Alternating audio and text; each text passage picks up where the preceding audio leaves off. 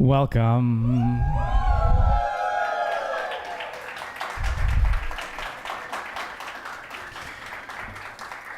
My name is Matt Sility, and I have the absolute pleasure and honor of serving as chair of CCAA's MFA in Comics program, and we are thrilled that you're here tonight.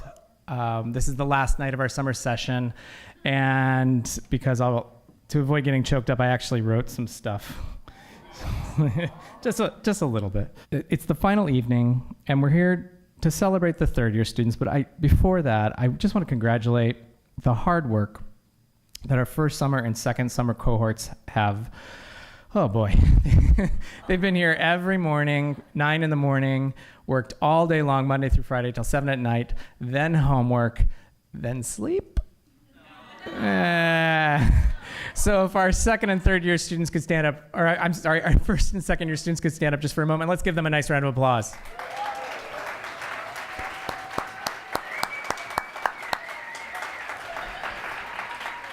All right.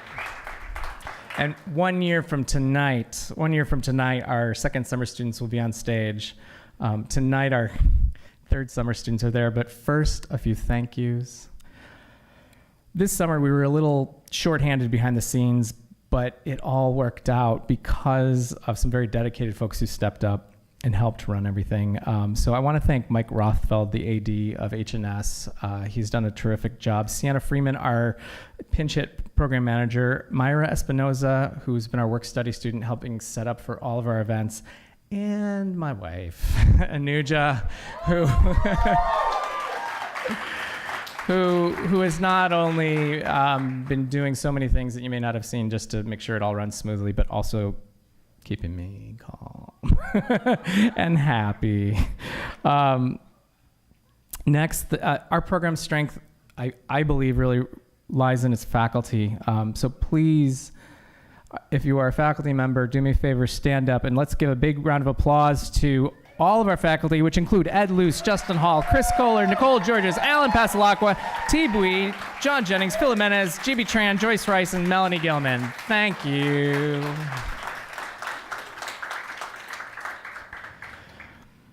Okay, so tonight's readers, they mean so very much to us. They speak to the values of the program and of California College of the Arts. You see in their work tonight, there'll be no house style, no one way to make great comics. What we get to see tonight is 9 original voices showing 9 very distinct ways to make great comics.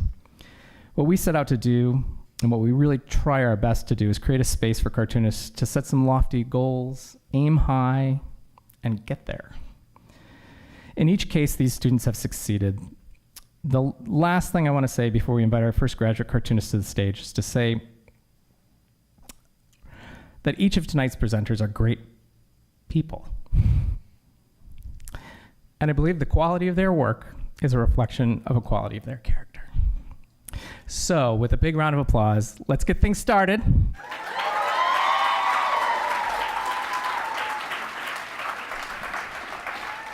Our first reader,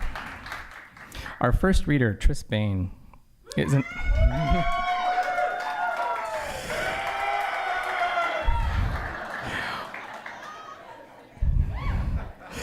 an illustrator and storyteller. She has an affinity for invisible creatures, visible animal-type creatures, flowers, tea, lavender, coffee, plant-based magics, celestial imagery, and her husband, Remy. Big round of applause for Tris Bain.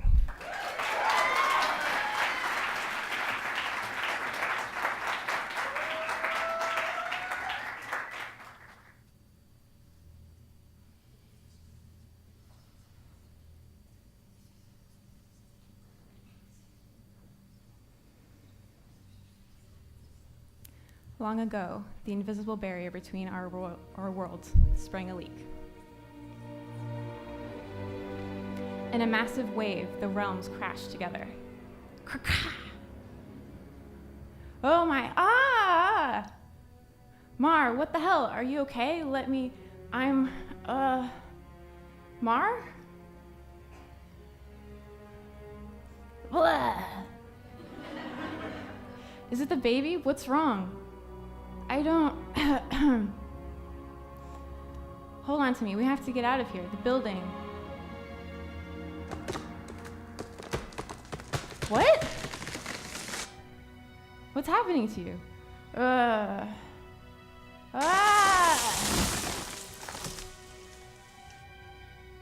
Mariah, can you hear me? I hear something in my... Wait, what's happening to you? Mariah? Mariah? Mariah, can you hear me? You're going back to normal.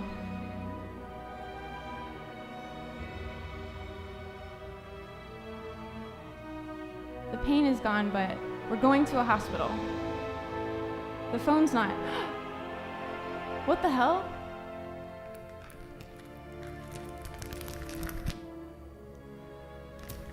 What are you saying? I don't... Mar, oh God.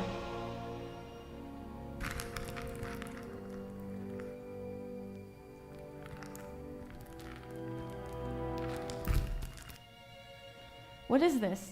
I'm stuck. I can't control it. Kyron. No. Don't worry, I'll get you out. I promise. I promise. I promise.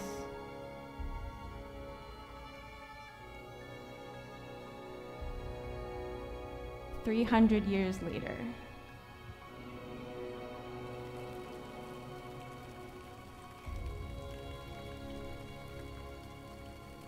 Tup, tup.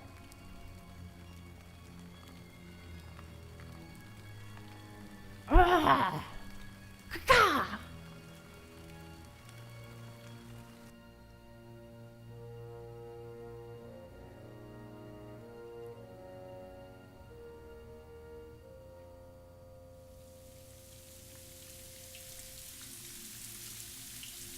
Poke.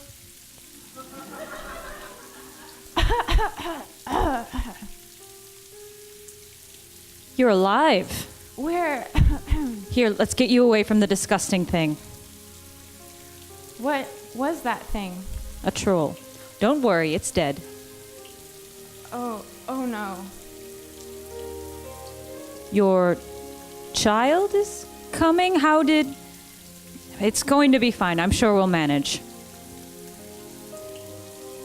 What did they do to you? What are you called? I think I'm Mariah. I'm Artha. Now breathe and push. You can do this, Mariah. Push! I can't.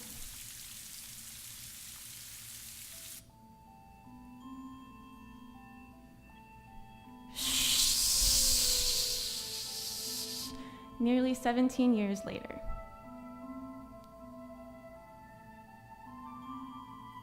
Swoosh.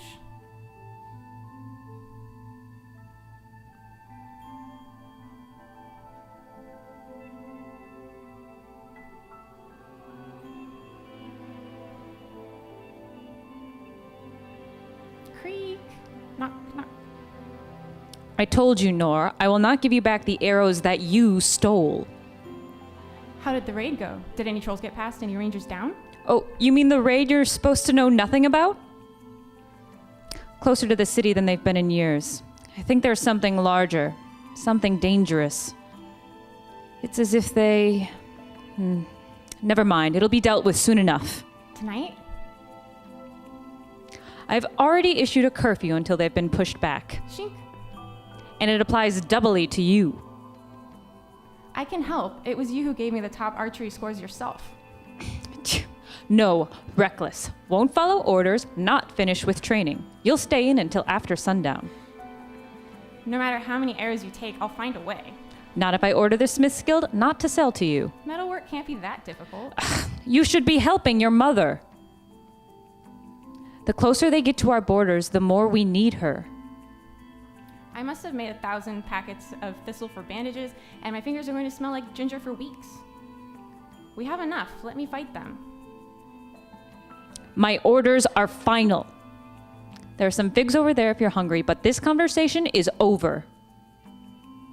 Your mother seems sad lately. Maybe it's just the attacks. Has she revealed anything to you? Anything about... No, not really. She just asked me what I want for my birthday dinner, but nothing about that day.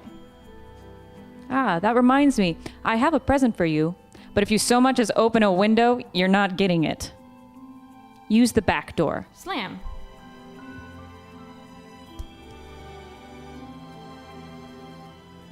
Pop.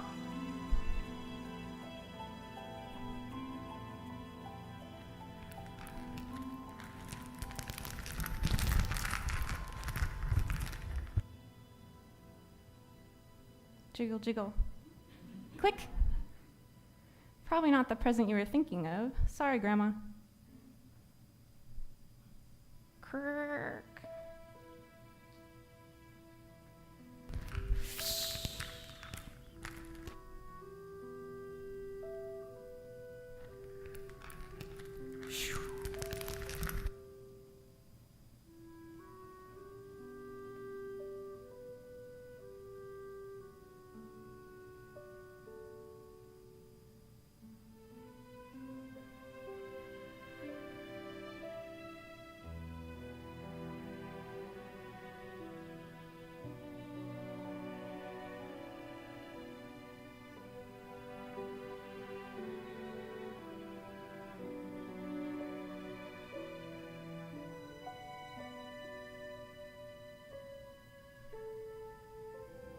Do I want to know where you were last night, or should I stay ignorant? I'd expect bliss to benefit us both. Ah, how's Artha? Sweep? She's issuing a curfew tonight. She thinks they will attack again so soon. I think this time she will be attacking. Start on those salves.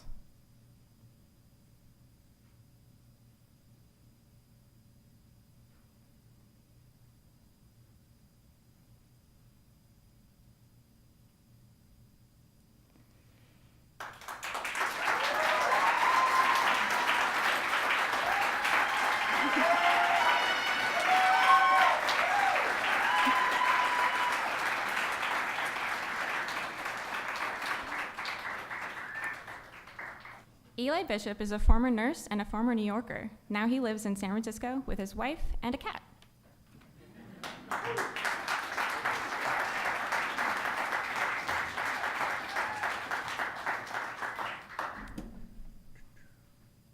Hi. There's going to be 4 characters in this, but you only see 3 for a while because someone's asleep.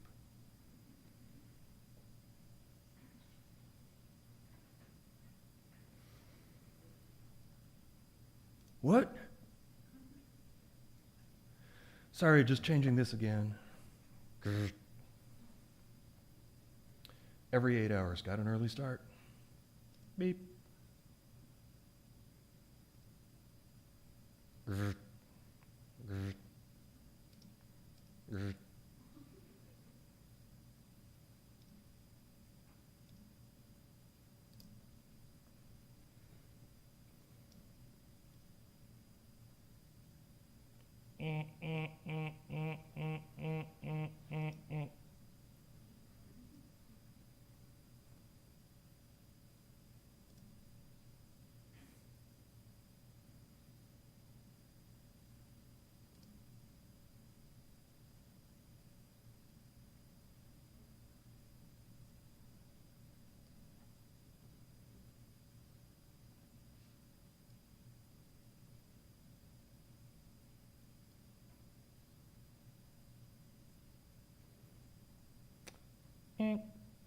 Nurse?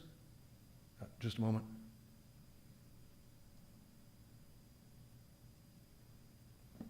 Beep, beep, beep, beep, beep, beep, beep, beep, beep, beep. Grr. Hello? Sorry, hi, what can I do for you?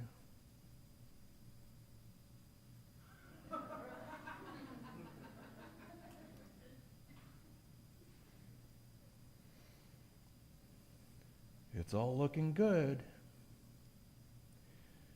So we'll see you in 2 weeks to get those staples out. And until then, you're just taking it easy, understood? Easy peasy, you got it. Good man, Boyd. Please give my best to the family. Ow.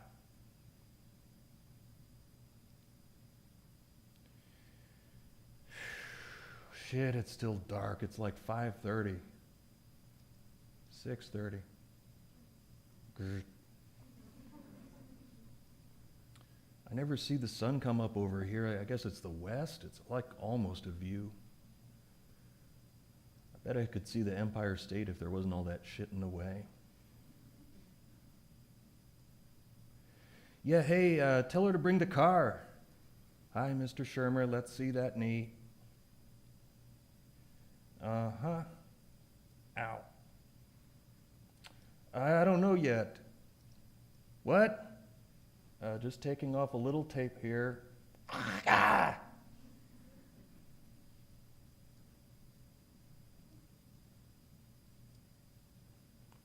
Healthy Paws cat food.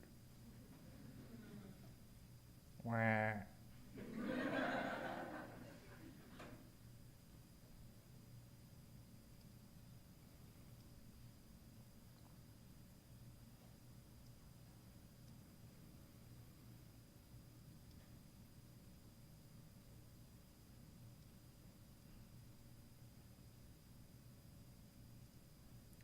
Sounds of the subway.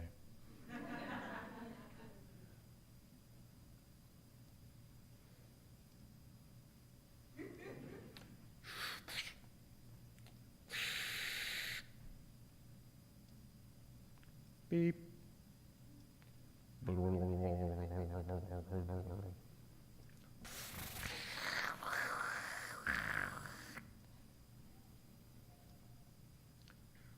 Deet, deet.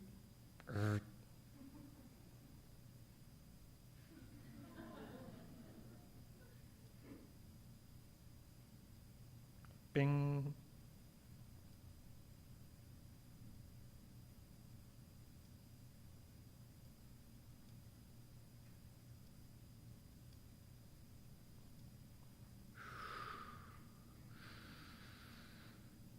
Kink. Huh? Huh.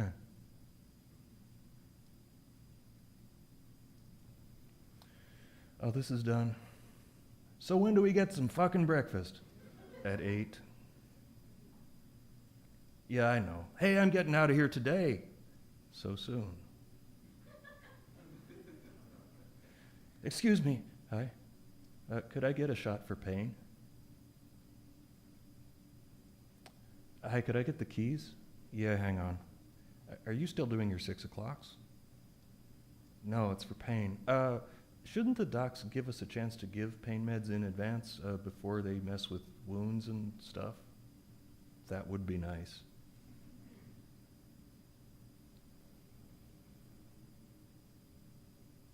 Thank you.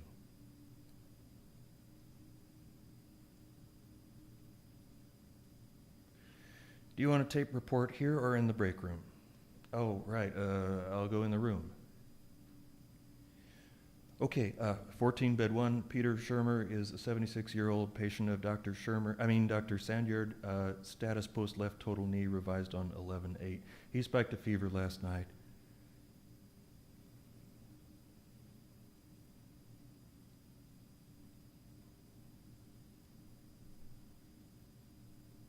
Huh?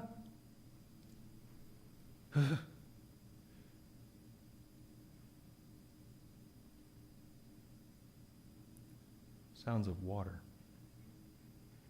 Cold.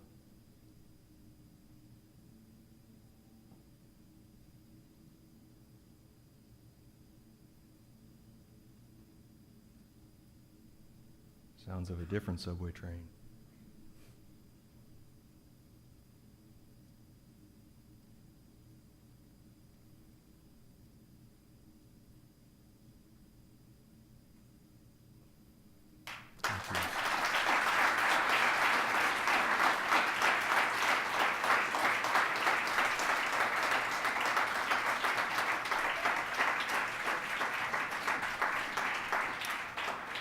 Craig Campbell lives in Brooklyn, New York. He most recently curated the exhibition Wonder, A Conversation with Women at Root Division in San Francisco, but is here at CCA to do what he loves most, make comics. Craig Campbell.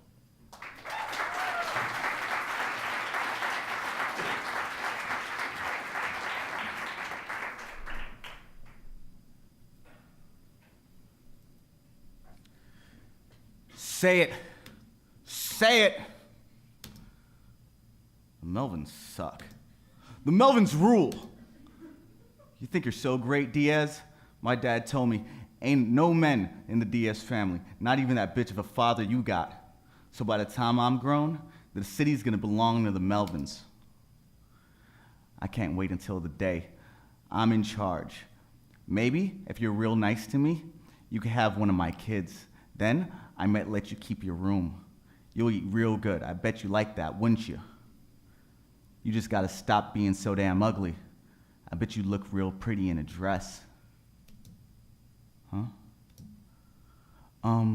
Hello, it's a pleasure to meet you, Governor Diaz. Sorry, Mr. Stark couldn't drop this off. He said he had a prior engagement with your sisters. Call me Danny. No, wait, Governor, yeah. Governor works fine. Okay. Make sure I'm introduced that way. There's still a bunch of stuff in here about my dad.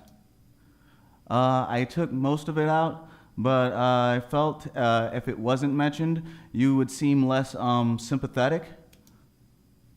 So you had the team that put this together? Well, I am the team that put this together. Oh? Well, it's too short and too apologetic. And I'm not funny in this. My dad was always funny. And I am proud to introduce our new leader, ladies and gentlemen, Governor Danny Diaz.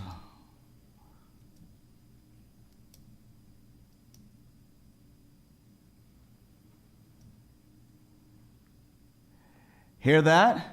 The train is coming and going. And what does that mean? That means we have to crown the new king of Heath before that choo-choo starts chugging. I know all you can't wait to find out, but you're gonna have to. I guess I'm just kind of a bitch that way. Instead, what I'm gonna do is welcome two of my favorite people to the stage. Ladies and gentlemen, the brothers Prima. Vic Prima, Sergio Prima.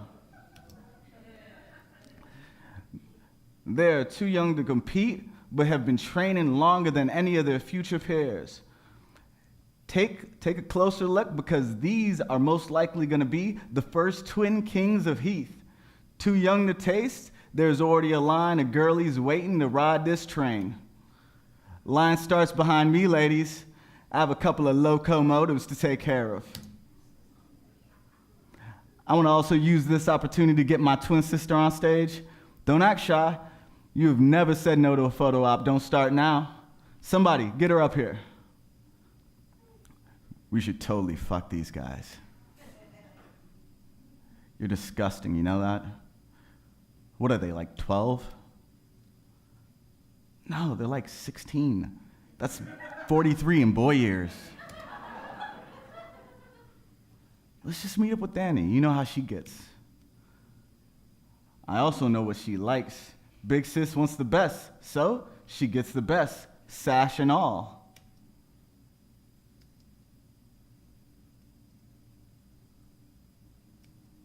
Dear God, shut up. Where's my dad? That's a hard one. You think we should tell him? I'm really bad with kids. Danny, thoughts? I don't know. I think you're okay with kids. No, about, telling him. I don't see how it matters. You know what? You take care of this. Alone? I told you, I'm bad with kids. But being a good winner is what it's about. That positive mental attitude. I am honored that you would invite me into your room. I I don't often expect a woman to be so forward, but I suppose as the governor, you get what you want, and being King of Heath has its perks. Oh, so you're the King of Heath? You know it, babe. It's the dress, isn't it? What? You think it looks dumb? I should take it off? Yeah? You insolent piece of shit.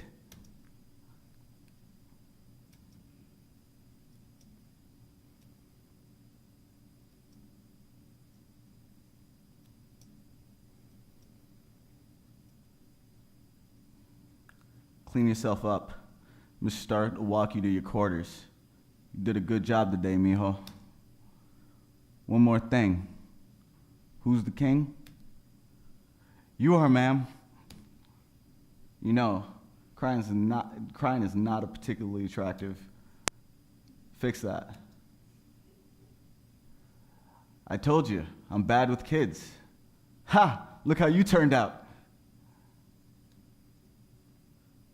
Look, that was a bad joke. What, you want to hug it out? I'm fine. Just give me a minute.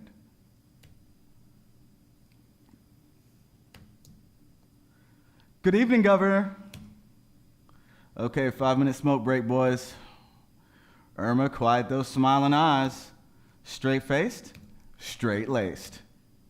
Look at me. I'm the Governor Danny Diaz. An architect designed my outfit, so take me seriously. But seriously, you look like an asshole. Ha ha ha. We kid. You're doing a bang-up job, I'm sure.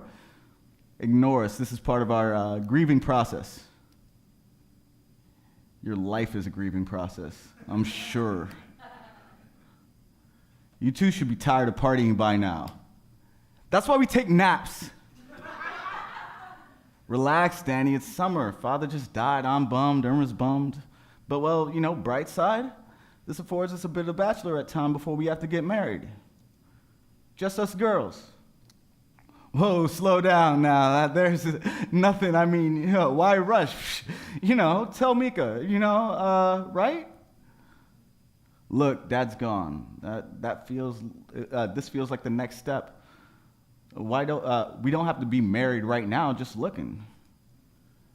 Have you thought about not getting married? No. You guys are the twins. No. You guys are the royal twins, holier than thou. At least fucking holier than me. They worship you out there. And you need to act like someone worth worshiping. You're idols, and idols don't have husbands. It's not right. Dad would have wanted more for us. Don't get me wrong. I'm in no rush to get married, but I don't want to die alone like Dad. You're not alone. We have each other. Heath should be so lucky to have us. Where's your dad's dead, Gary. My dad, he beat your dad. Get it? Come on, Gary. You've never been much of a crier. Big man in the sandbox and all. Don't start now. It's unbecoming. It's funny, I used to be a crier myself. It's really strange how my dad got me to stop. He told me, and I quote, "Not crying doesn't make someone a man, and crying won't stop you. But you know what will? Click."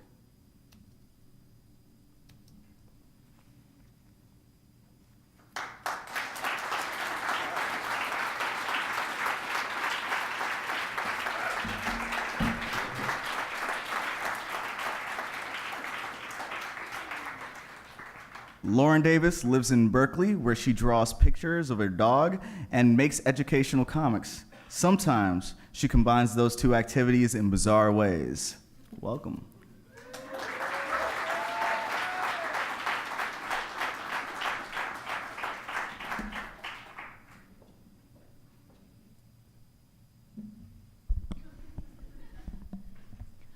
What's one thing you know about the Supreme Court? They've got those snazzy robes? Okay, tell me one thing the Supreme Court does. Oh, they determine whether laws are unconstitutional.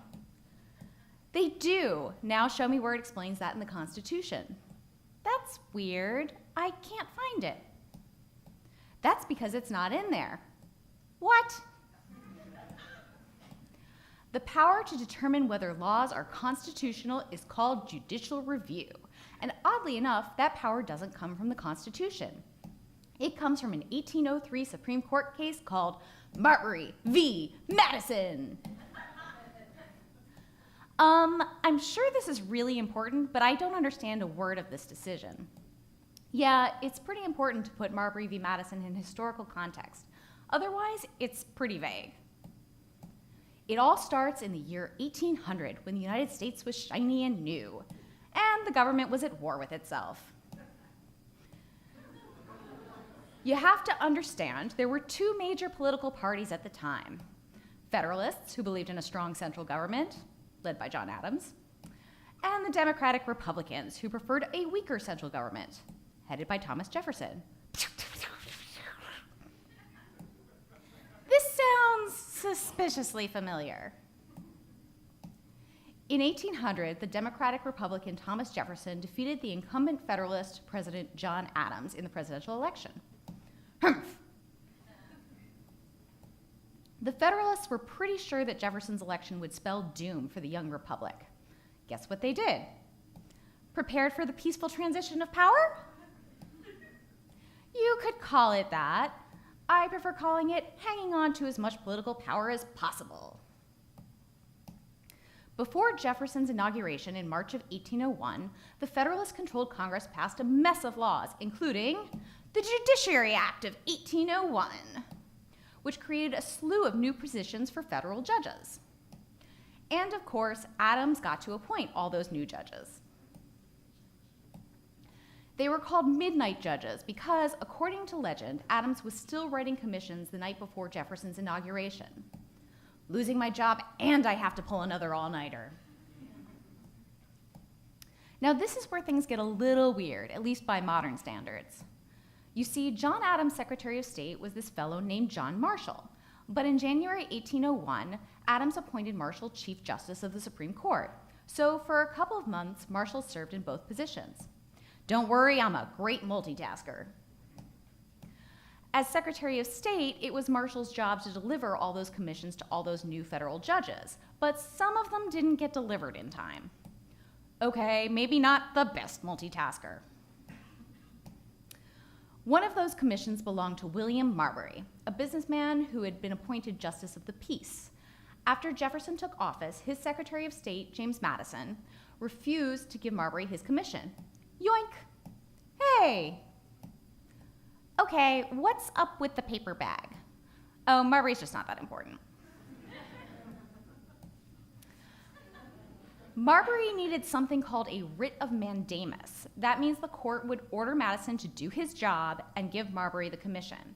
And according to a clause in the Judiciary Act, it was the Supreme Court's job to issue writs of mandamus. So Marbury sued Madison in the Supreme Court. When we think of the Supreme Court today, we tend to view it as this awesomely prestigious institution where America's greatest legal thinkers shaped the law. This building wasn't even started until 1932. That's not what the Supreme Court was like in 1803. If you read the US Constitution, you'll see the Supreme Court wasn't given that much power. Oh goody, another riveting dispute between Virginia and Maryland. I'll surely never tire of these. And instead of sitting in that grand building in Washington, D.C., the justices used to ride the circuit, traveling from courthouse to courthouse across the country. Today, court. Tomorrow, hay baling. Don't feed the justices. People didn't even want to be Supreme Court justices. John Adams actually wanted to reappoint former Chief Justice John Jay to the Supreme Court in 1801, but Jay complained the court lacked the energy, weight, and dignity which are essential to its affording due support to the national government. John Marshall was Adams' second choice, and a convenient one. In fact, the Supreme Court held so little prestige that James Madison didn't even show up for the trial. Jerk.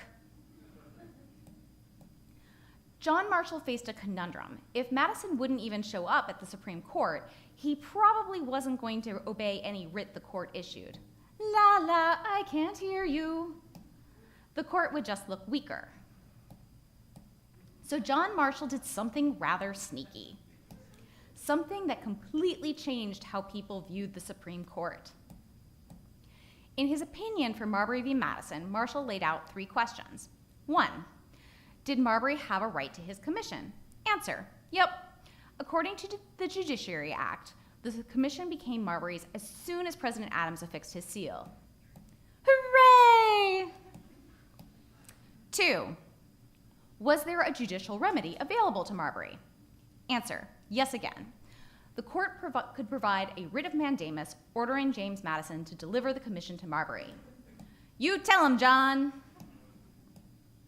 3, does the Supreme Court have jurisdiction to hear the case at this time? Answer, nope. Wait, what? Mwah! That's right. Chief Justice Marshall said the Supreme Court didn't have the right to hear the case. How is that even possible? And can you make him stop laughing? It's super creepy. The Judiciary Act may have given the Supreme Court the power to issue writs for federal judges, but according to Marshall, the Constitution didn't. He pointed to the text of Article 3, which states, "The Supreme Court shall have original jurisdiction in all cases affecting ambassadors, other public ministers and consuls, and those in which a state shall be a party. In all other cases, the Supreme Court shall have appellate jurisdiction." He conveniently left out the following words, "with such exceptions and under such regulations as the Congress shall make." What does original jurisdiction mean? It means the Supreme Court is the first court to hear the case. Original jurisdiction, you got your case, it goes right to the Supreme Court. In most cases, the Supreme Court only has appellate jurisdiction, meaning a lower court heard the case first, but one or more of the parties appealed the lower court's ruling. In appellate jurisdiction, you got your case, it goes to a lower court, and then there's an appeal. And then it maybe goes to another lower court, and there's another appeal. And eventually it reaches the Supreme Court.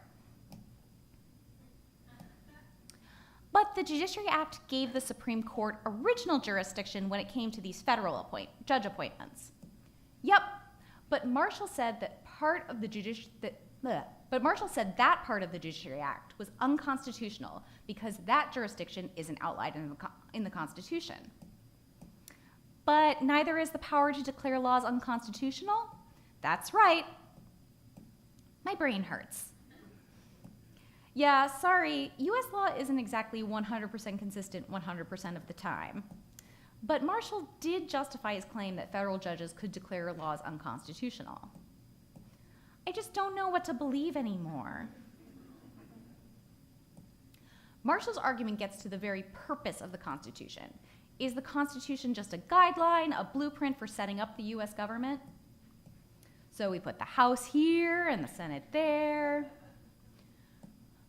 Or is it the supreme law of the land, something no branch of government can violate or transcend? Maybe the Senate should have its own army. Nope. If it's the latter, then we can't have Congress or the executive reaching outside of their constitutional powers, like by giving new jurisdictions to federal judges. Okay, so he's saying the Constitution is pointless unless someone reviews laws and makes sure they're constitutional. Right. But how is it the job of the judicial branch if it isn't written into the Constitution? It does seem like a paradox, doesn't it? But Marshall figures that the only way judges can do their jobs is if they have judicial review. Those who apply the rule to particular cases must of necessity expound and interpret that rule. Oh. All right, maybe our whole judicial system isn't a fraud. Glad you think so. Still, people must have been pissed about the Supreme Court grabbing so much power. You bet. Years later, Thomas Jefferson would write, "The Constitution on this hypothesis is a mere thing of wax in the hands of the judiciary, which they may twist and shape into any form they please." Even today, you'll find the occasional legal scholar who thinks judicial review is a crock. But Marshall was incredibly clever. After all, the court wasn't forcing anyone to do anything. There wasn't any reason for anyone to challenge the decision. I guess I won't deliver the commission? I mean, I wasn't going to anyway. Except maybe Marbury, but no one really cares about him. Aw, nuts. And it probably helps that the Supreme Court didn't use judicial review again for another 50 years, in the worst Supreme Court decision ever. Uh-oh. Doink, doink.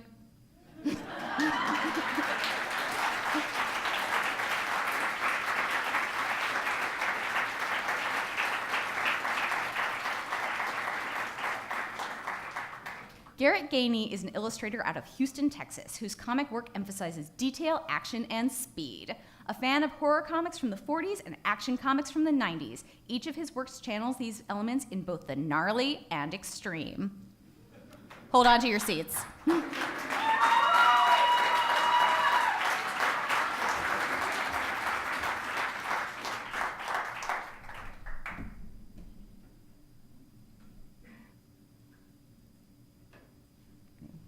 That's a little ominous.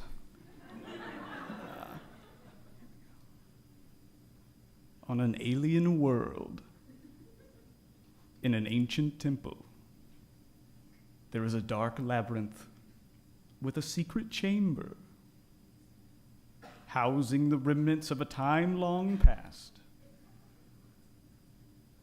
And this son of a gun right here. Wait, that is not all, dear readers. There is the cosmic mixtape. What does it hold? Transmissions from space? Whitesnake's greatest hits? My social security number? CBS Radio Mystery Theater with E.G. Marshall? Who knows? So let's press play and see the faces in the sound waves. Click.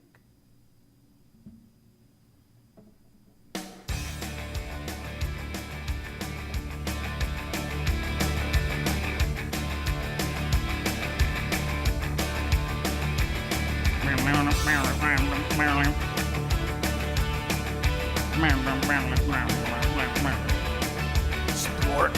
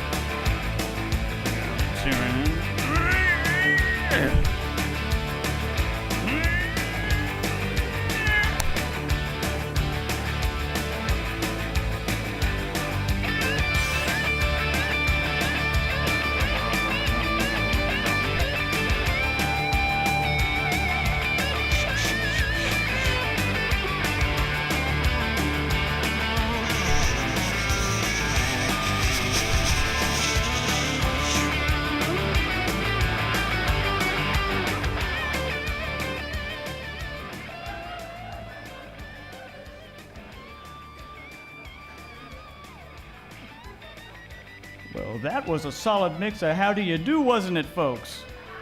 I've heard of speedy delivery, but that was extreme. That zipping around here, there, and everywhere really turned my stomach. Luckily, I had a fine glass of Mama's lemonade to ease my dizzy spell. Wait.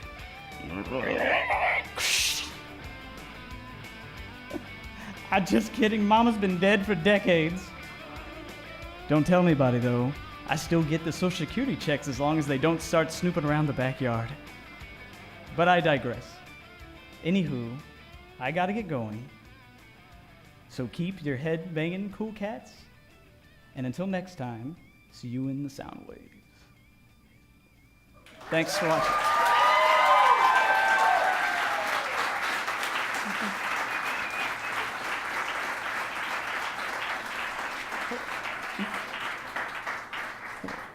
A lover of ice cream, sad songs, and hairless cats, Patrick Lay is based in Northwest Ohio and has been making comics for kids since 2013.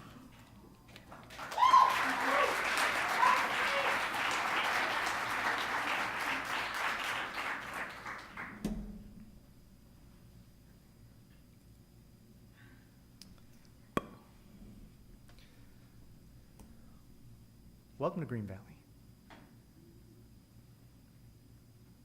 Come on, Fritz, don't have all day to lollygag. Trumpet and bullfrogs, Gracie, a moment of patience. Ain't I doing that you keep losing your tools? Fritz Gerald Hobbins. You know very well I have never mislaid a tool in my life. I tell you, it was the squirrels. I saw him eyeing my socket set while I was unmounting the pump from my water filter. How's that coming, by the way? Did you have to order from the city? Buying from the city's for people that don't know how to use their hands. I mounted a windmill that will pull water right from the spring pond into the filter.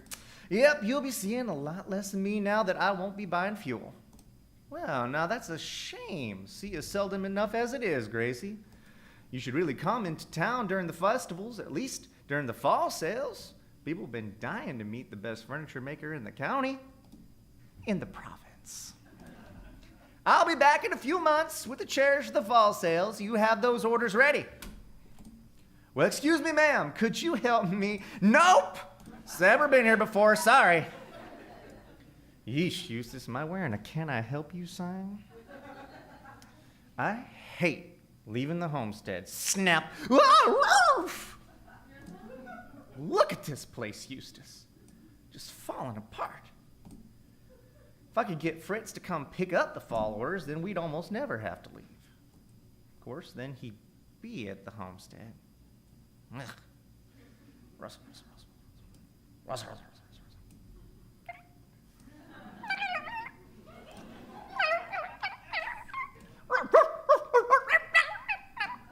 You leave my tools alone. Oh, oh, lonesome toad. Don't you see the new moon? And the... Hey, you get out of here, you bear, what have you. No food for you here. That's it, no room for anything wild at this campfire. Come on, Eustace. Oh, it's time to bed down.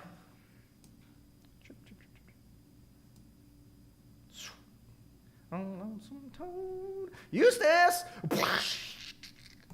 Eustace! Whoa! Eustace? Whew, that was a close one. Gonna have to come back later to clear this out. Let's go, boy. We'll have clean water running by lunch. It's gonna be a good day for us, Eustace.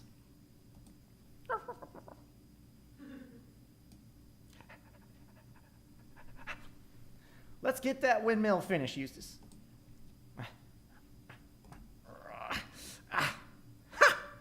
Who needs a motor? I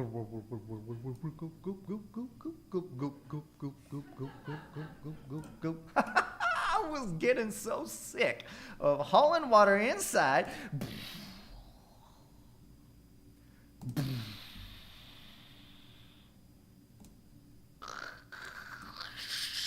Sploosh.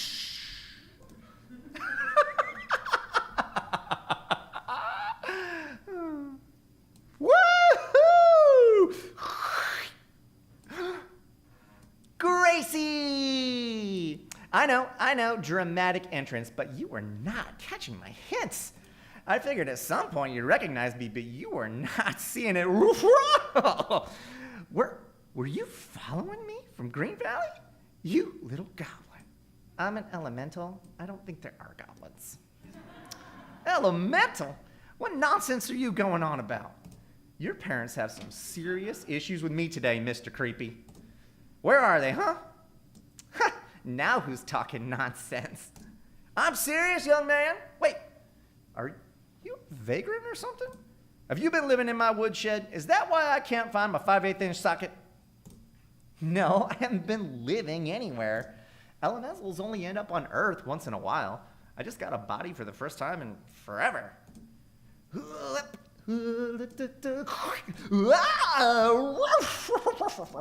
Ah, my tomatoes, my clothesline, my pile of junk. No, that's on me. Get it together, Gracie. Eustace? Hello? You know what I am now? King of the wash basins. Oh my stars, you are gonna give me a heart attack. You get off that thing before you break it. Who's gonna fix my picnic table? Are your parents gonna buy me a new one? But they better bring it out here to me, because I am not walking all the way back to Green Valley.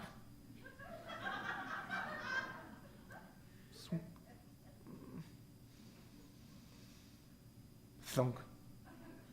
Oh, for king of the dog basins! Are you listening to me? Why are you out here climbing on my stuff? Because I'm the elemental of destruction. There ain't such a...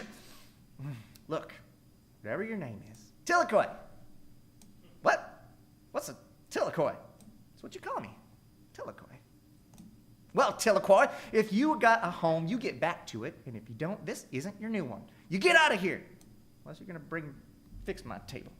Wait! I'll show you. Just watch.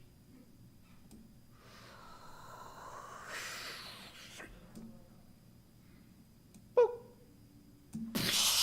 Destruction!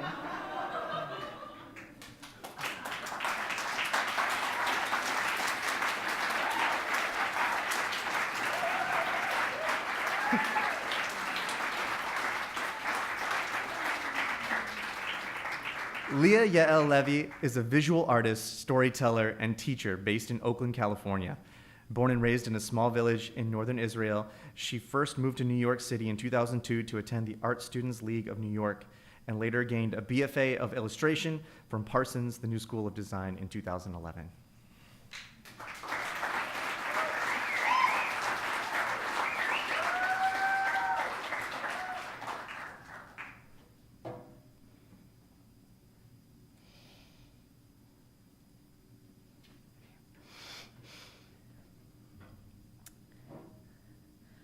Time sure does seem to fly, regardless of whether or not you're having fun.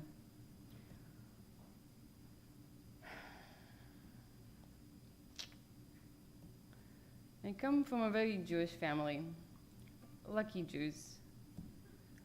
As a kid in Israel, I would sometimes feel guilty on Holocaust Day for not being as emotionally involved as others around me. It did not touch my family. My mom's family left Europe for the US long before things got really bad. My dad's side, well, they were in Yemen at the time, living a very different life, much more traditional and tribal, technically Arab. Hudson River, New York, 2014. This was the first time my mom's family all came together since 2008, when our dear Savta Pepi died. Savta means grandma in Hebrew. I came to this reunion with a video camera and some questions. This is me, Yael. This is my cousin, Kendra. She's good with words. She helped me refine my questions and hold some of the more challenging interviews, like my mom's. Maybe instead of how do you feel about being Jewish, tweak it to what does being Jewish mean to you?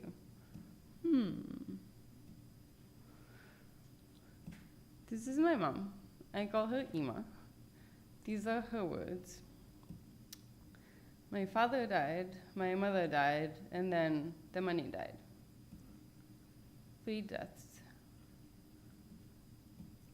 In a way, it was easier to come to terms with my parents dying than the money dying, because I always knew they were going to die one day. So I'm still coming to terms with that. In a way, we all are. My brother, Eitan. So, what does being Jewish mean to you? It means everything and it means nothing. Because the past of Saba Jerry, Saba means grandpa, the past of my Yemenite grandparents, really the past of our whole family, has to do with being Jewish in a foreign country and having to leave your motherland because you're Jewish. But on the other hand, I don't believe. God is a big word. Goodness. I believe in goodness. Being a part of one religion or another can have very negative consequences.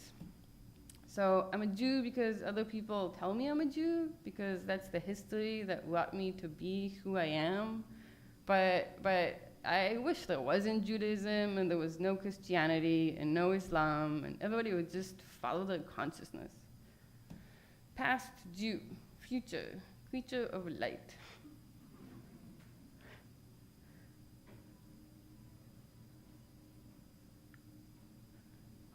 Ben Gurion Airport, 2001. Saba Jerry died. Ima called yesterday. Within 24 hours, they already let Eitan out of the army and got us flight tickets. Last-minute tickets meant we didn't get to sit together for the long part of the flight. See you, JFK, sis. Our mom is already there. She made it there in time to say goodbye. While we travel, strings are being pulled to let Udi out too. He will probably make it. He has a special talent for the last minute.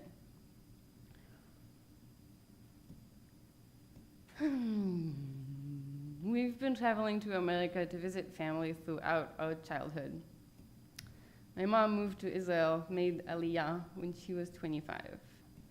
First time I ever got on a plane, I was 7 months old. We went to visit Saba and Savta in Florida. On years we did not go there, our grandparents would come to visit us with suitcases full of stuff. Unpacking gifts was a highly anticipated ritual. This will be my first funeral ever. I'm 17. I've encountered death twice before this point, but they never let me go to the funeral. It wasn't a big surprise. He has been sick for some time. By this point, he was taking pills to fix symptoms caused by his other pills. The funny grandpa, who I remember from my childhood, has been in a steady decline for a few years now. At least he will not be suffering anymore.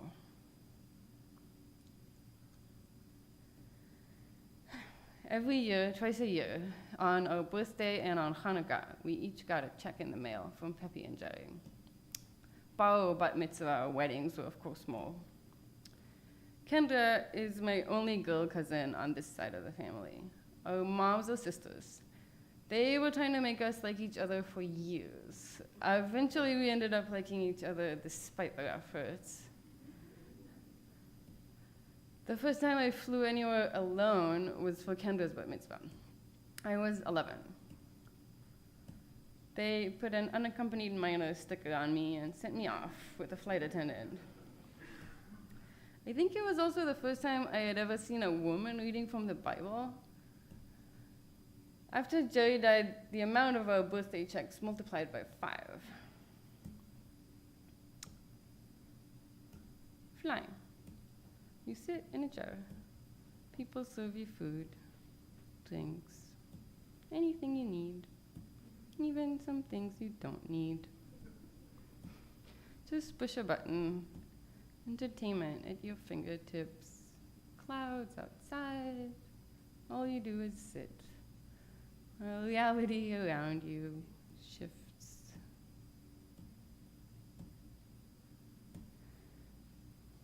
Girls don't do the Torah part of the bat mitzvah in Israel. They basically just have a big party for friends and family part, which I wasn't that into. Also, we have it at 12, not 13. For mine, I went to Kenya on safari with my mom, had to get shots, and had a disco for my friends in the backyard. Have fun, kiddo. Thanks, Saba. I'm so excited to see elephants. Bring me back a picture of an elephant's tuchus. I will try. Love you. Bye. My mom likes elephants. They are her favorite animal. I love them too. I love the way the mouth is always sort of smiling and the rounded, stumpy feet. Gentle giants who always remember. I was in one of these balloons. Also, on that trip, I became a vegetarian for the next 11 years. By now, flying has become sort of a normal thing, like going on a really long bus ride, just a bit more exciting and a tad more confusing. I mostly sleep.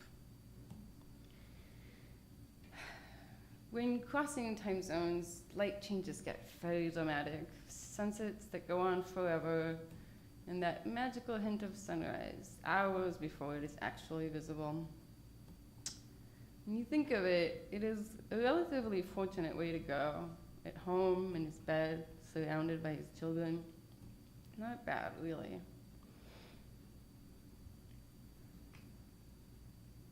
Ladies and gentlemen, please fasten your seatbelts. Make sure your seat is in the upright position, and with your tray folded, keep your belongings under the seat in front of you and turn all your electronic devices off until the captain turns off the seatbelt light.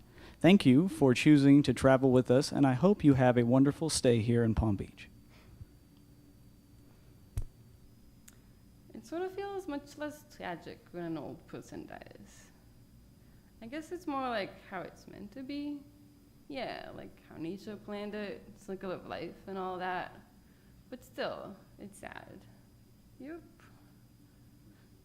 Walking out of the airport in Florida feels like walking into someone's armpit. Or a greenhouse. The air is so thick with water you can almost drink it.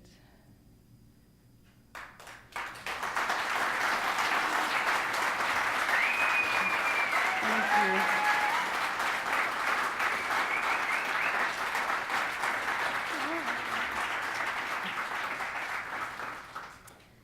Padilla loves kittens. She loves them very much. After working in the tech industry as a UX designer, she decided to change directions and pursue her lifelong dream of making comics. She now spends more time with her 2 cats, also a lifelong dream of hers, and her husband, Gianni. Most days, you can find her drawing in her studio space at the Firehouse Art Collective in Berkeley, California.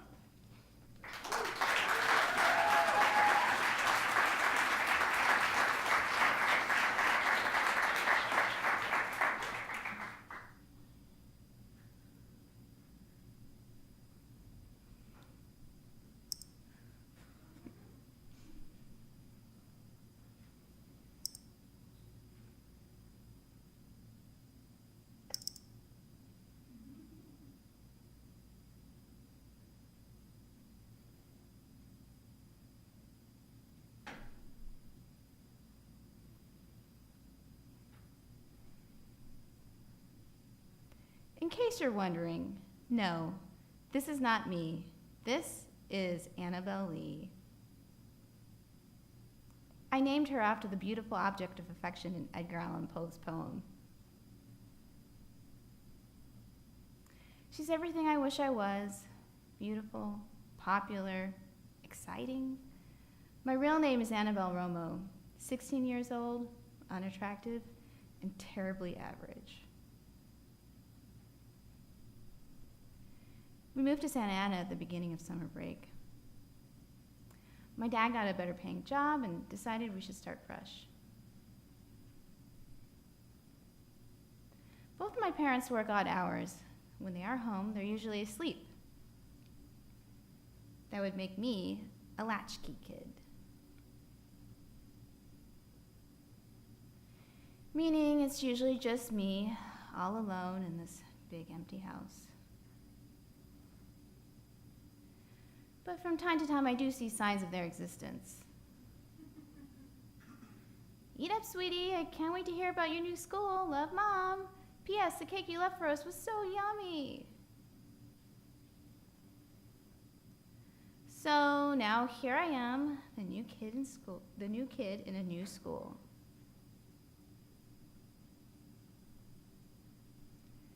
Who doesn't know anyone? But it didn't take long to figure out who the popular girls were. Whisper, whisper, whisper, whisper, whisper. Whoop. Like Elizabeth Breeze, who was lucky enough to be born with the beauty gene.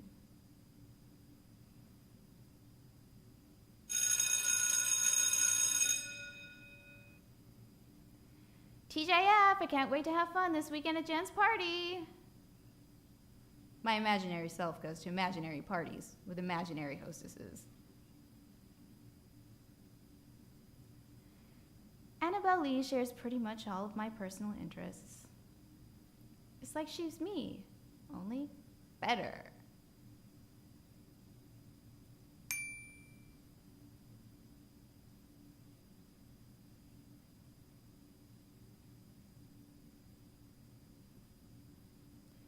He's cute.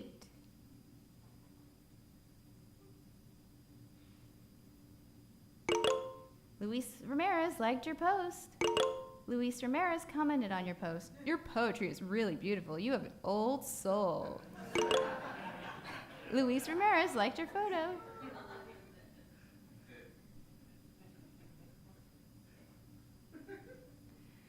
So, I think I'll hang out with the guys and shoot some hoops while I wait for you. Okay, it's just, I'll be working on this project pretty late. I know, I just want to make sure you get home safely. That's very sweet of you, Danny, but I'll be fine. What kind of boyfriend would I be if I didn't take care of you? Oh, Elizabeth.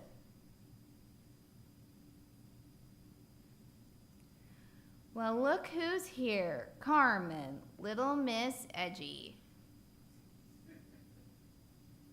A pleasure seeing you, too. You wouldn't happen to be starting your science fair project early, too, would you? Of course I am. But just so you know, I intend to win first place along with all that prize money. Not that I need it.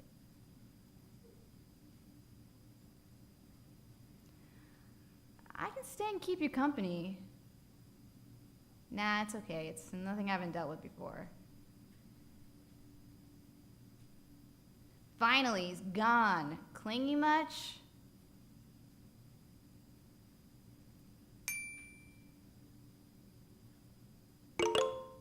Hey there, cutie. I was wondering if I could get to know you better. I get the feeling that you might be someone special.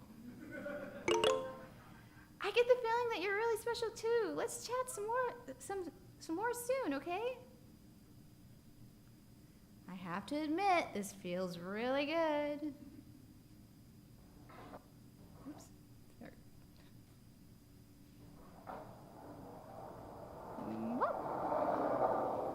Sorry.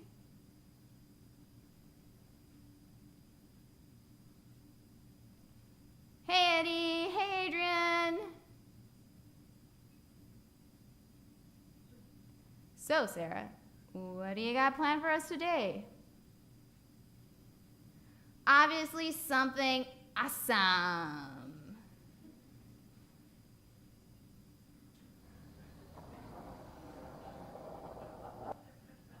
Whoosh!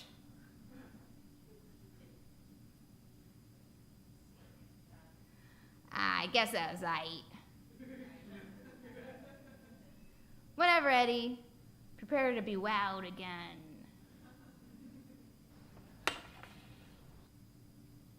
Whoa. Ah! Ouch.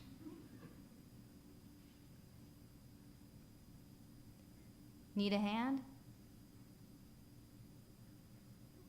Yeah, thanks. This sucks pretty hard. I totally took a dive there.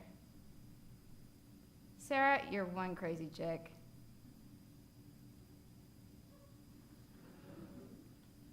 Boop. Just who's calling who crazy? Hey.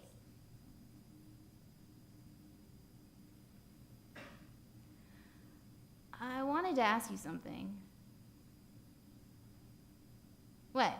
You want your hat back? I know about that one. I think I've started a new trend here.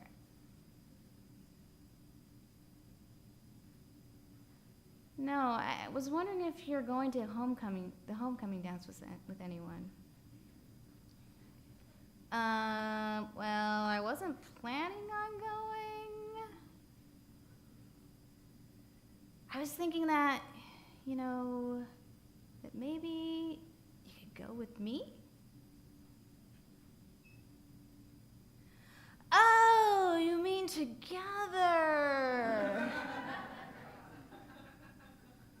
Yeah, why not? Okay. Let's do it.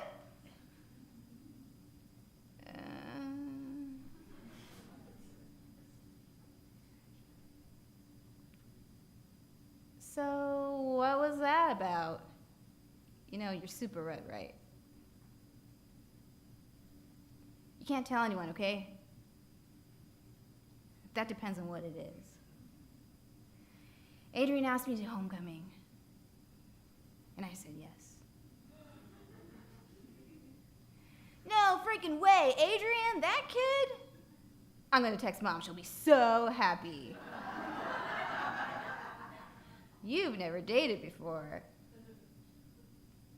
She's gonna be like, ay, mamajita is finally a woman.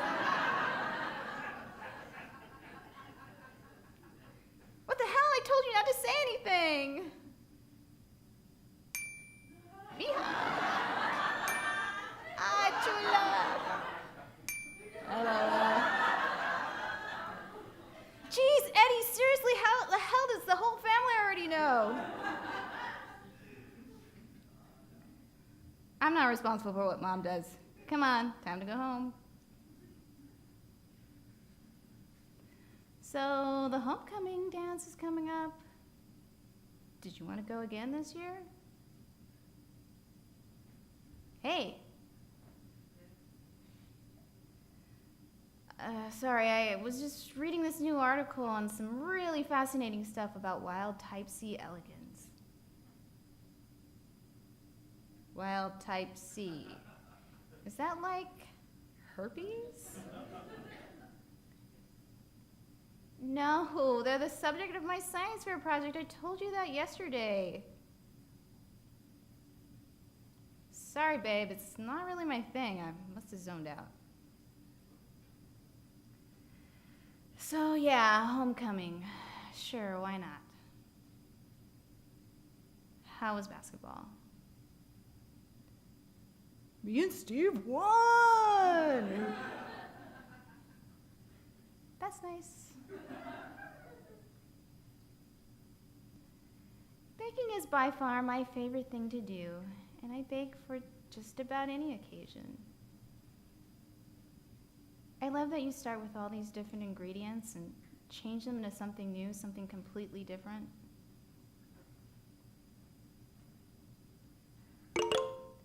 What are you up to? Thinking of you.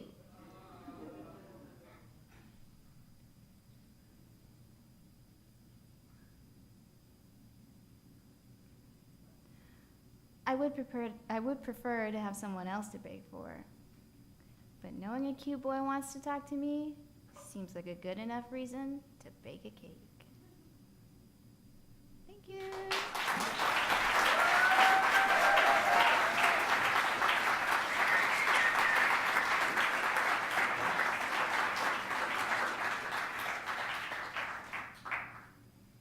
Okay. Meggie Ram is a velociraptor living in the Cretaceous period who is attempting to draw and write comics with her overly large reptilian claws. Her work has shown up on Everyday Feminism, The Daily Dot, and Geeked Gods. But she has no idea because she is a dinosaur and therefore doesn't know how to use the internet.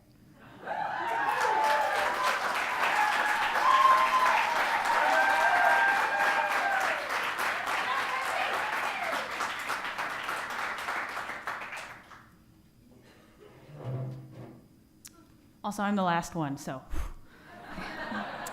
Stick World is a world entirely inhabited by stick figures where books exist that transport their reader into places of extraordinary adventure. But Pod doesn't live in Stick World. Pod lives in Crapsville, a world entirely covered in sewage. Pod's one dream is to get to Stick World, learn from the authors, and write herself and her family into a better future. But dreams hardly ever match reality, and when Pod does make it to Stick World, it's nothing like she imagined. And here we join Pod and her coworker Red, who is probably definitely inebriated.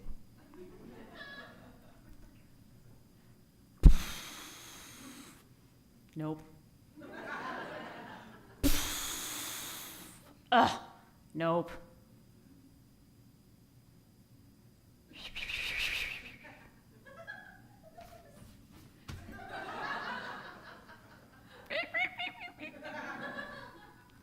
Ugh, I'm bored. I am bored. This is boring. Ugh, I'm bored. Would you stop that?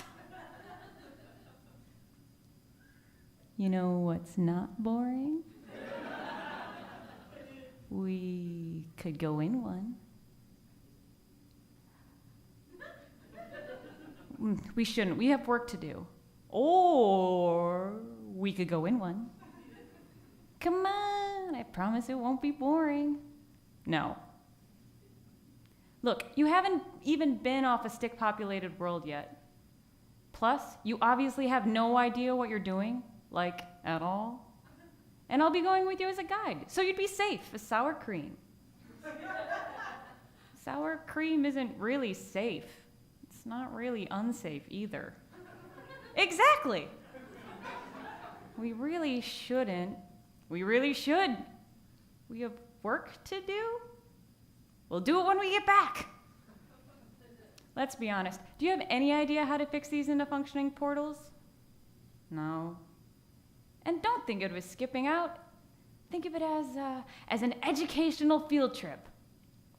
So, what do you say? Also, I will keep bugging you until you say yes. Fine. I'll go. We'll go. Yahoo! That's the enthusiasm this outfit needs. We'll go to the home of the Shrieking Glarnax. They have the best nachos. Wait, the what?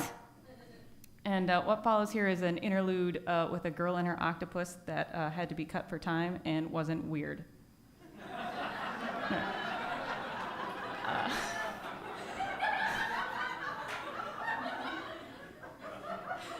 Come on. No. You're being a stick in the mud. I said no. I'm not going to a place where there are shrieking Glarnax. Ugh, all right, I get it. Give it a rest. So you're the adventurous type, but not too adventurous. I get it. We could be eating the best nachos ever right now, but no. Can't go to the fun book because I'll be traveling with a scaredy cat. Wait, that's it.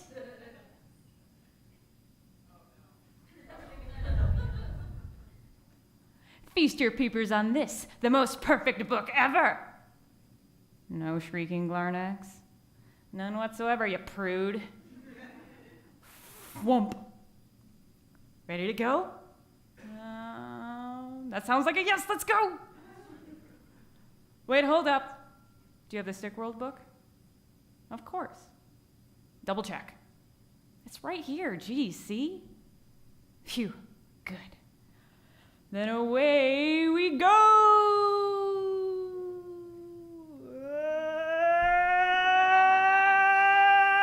Watch out for spires!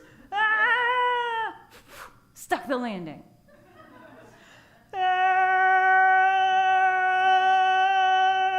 Smack! Thump. You gonna keep track of that? What do you mean? Can't you? The book is our guide to this place, and I'm not gonna keep track of it. I'm highly irresponsible. What do you mean, guide? Aren't you supposed to lead this expedition? For the love of crap, if you're gonna act like this, Pod, stop being angry at me for like a second and take a look around. You're in a brand new world. We're in a new world. We're in a new world.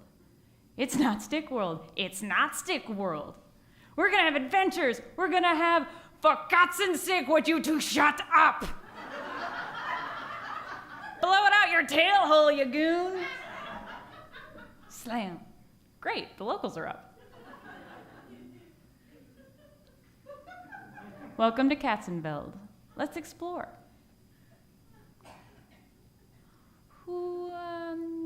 What are these things? They're the locals. They're cats. Cats? What the dagger cats? The locals. Geez, are you even listening? They aren't looking at us, though. Why aren't they looking at us? Oh, Pod, you attention-craving nit, not everything is about you. That's not what I mean. I mean, we look different. Why don't they care? Oh, that's easy. The author wrote in a loophole. A loophole is, well, it's easier to show you. Take a look. Holy crap, that's us! Yep, helps us speak the same lingo, too. Hecka useful. Oh, we're here, finally. Wait a second. You brought me away from the first safe place I've been all day, from the job I got to pay your debt, just so you could drink?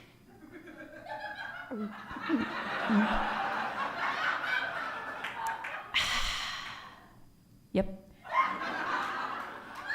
You're supposed to be my guide, protecting me from danger. Danger? Here?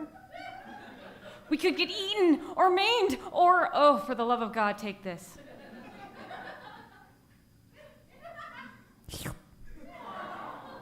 This is the cutest thing I've ever met ever.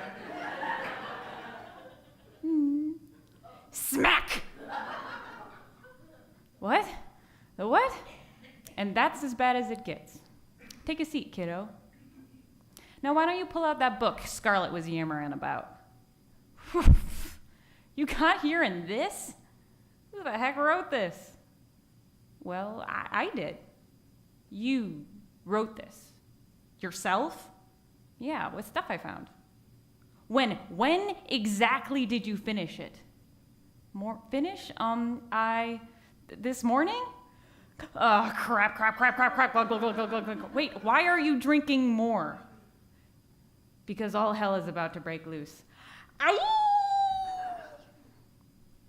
What's going on over there? Can't talk now. Take your book and down these two right now. And follow me. Gah! I have no idea what's going on. Can't be helped. Ack! Rumble, rumble, rumble, rumble, rumble, rumble, rumble, rumble, rumble, rumble, rumble. What? Shh! Quiet. It's smelling. Well, where did you get that sword? I stashed it inside my infinity scarf. Lots of storage. I'm trying really hard not to freak out right now. Good. Now stand there while I...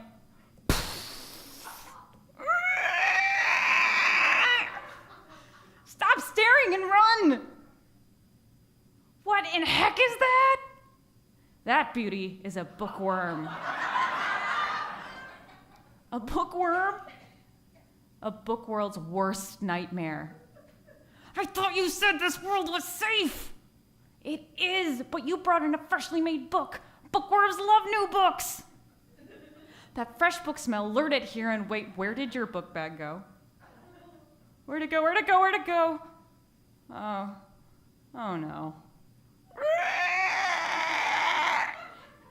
We have to get it back. No, we definitely don't.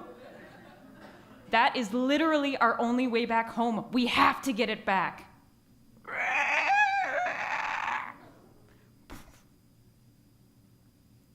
Stab.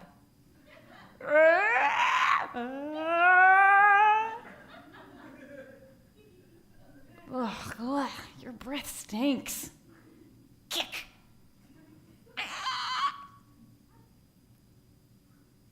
Almost there. No, don't dive. Ah, crap. Ow. Do you see it? What? Say again? Do you see where it went? No, what? There are no tunnels. I don't see anything.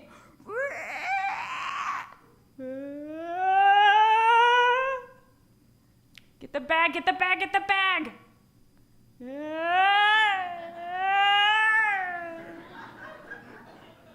I'm scared. You can do it. Be brave. I can be brave. Hi. Yeah. Pod, are you okay? You did it. You got the bag. I did. I got the bag. Awesome. Now it's time to run. What now? Follow me. I got a plan. Jump. Duck.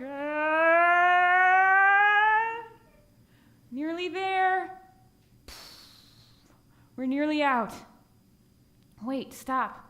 I know where we are. Stop. We can't stop. Yes, we can. Trust me. Oh, dag.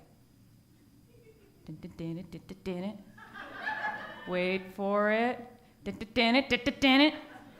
Wait for it. Now! Bam!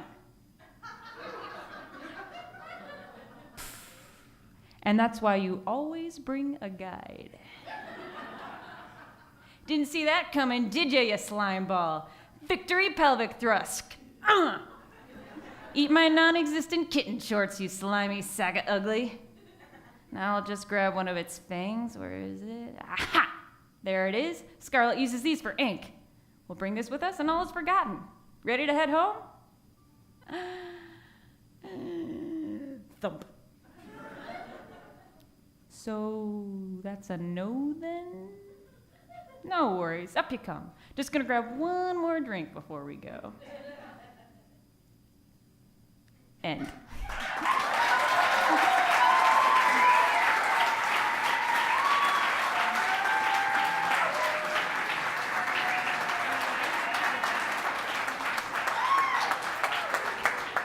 All right. So before we go celebrate all of this amazing comics over with a fantastic reception across the street, what I'd like to do is bring our cartoonists up here for a big round of applause. Please, come on up.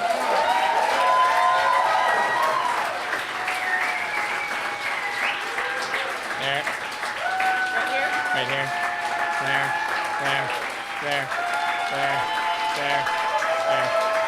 There. Ladies and gentlemen, the class of 2017!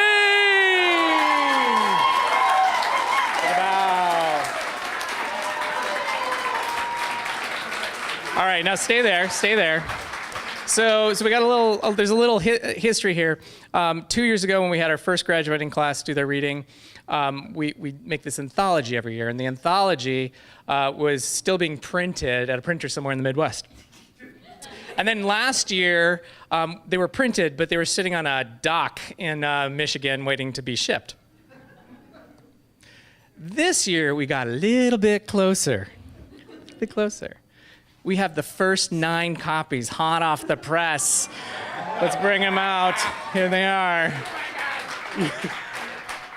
So these are proofs. These are 9 amazing proofs. We're going to have one on display back at the reception.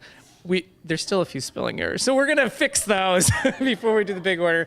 But congratulations, gifts to you, and we're so proud of everything that you've done while you're in the program and those amazing comics. And to celebrate more, what we're going to do is we're just gonna be like this big stream of salmon swimming over to 195 Daharo, where we host all of our receptions at the Writers Studio. Thank you so much for coming tonight. They're gonna have work for sale there as well. One more final round of applause.